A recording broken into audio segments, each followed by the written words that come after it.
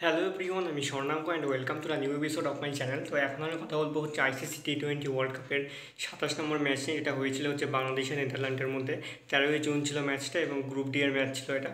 তো এখানে নেদারল্যান্ডের সঙ্গে বাংলাদেশের যখন খেলা হচ্ছে, নেদারল্যান্ড বাংলাদেশের থেকে কম ক্ষমতা সম্পন্ন বললে এটা ভুল বলা হবে, কারণ বর্তমানে যে অবস্থা দুজনেই সমান সমান হয়ে গেছে। তো কে জিতবে সেটা নিয়ে একটু বেশ একটু থ্রিলিং ভাবছিলাম, ভেবেছিলাম যে ম্যাচটা ঠিকঠাকই হবে। তো মোটামুটি সেরকমই হয়েছে। বাংলাদেশ ফার্স্ট ইনিংসে ব্যাট করতে নেমে 20 ওভার খেলে 5 উইকেট হারিয়ে 159 রান করে। বাংলাদেশের তানজিদ করে 35 রান, সাকিব আল হাসান করে 64 রান। একটা বেশ দারুণ ইনিংস খেলেন অনেকদিন পরে। আর মোহাম্মদুল্লাহ করে 25 রান। আর নেদারল্যান্ডের আরিয়ান আর ভ্যান এরা দুটো করে উইকেট নিয়েছে। জবাবে নেদারল্যান্ড ভালো করে খেলাটা শুরু করতে গেছিলো, কিন্তু শুরু করতে করতে তাদের অবস্থা খারাপ হয়ে গেছে এবং তারাও 20 ওভারে খেলেছিল, কিন্তু 134 রানে তারা আটকে যায় 8 উইকেটে হারিয়ে নেওয়ার পর।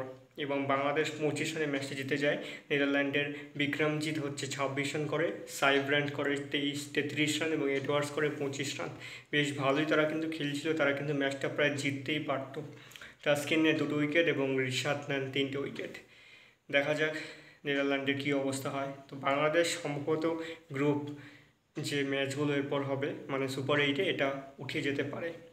তো এই ছিল আজকের ভিডিও। ভালো লেগে থাকলে অবশ্যই চ্যানেলটিকে সাবস্ক্রাইব করে দিও।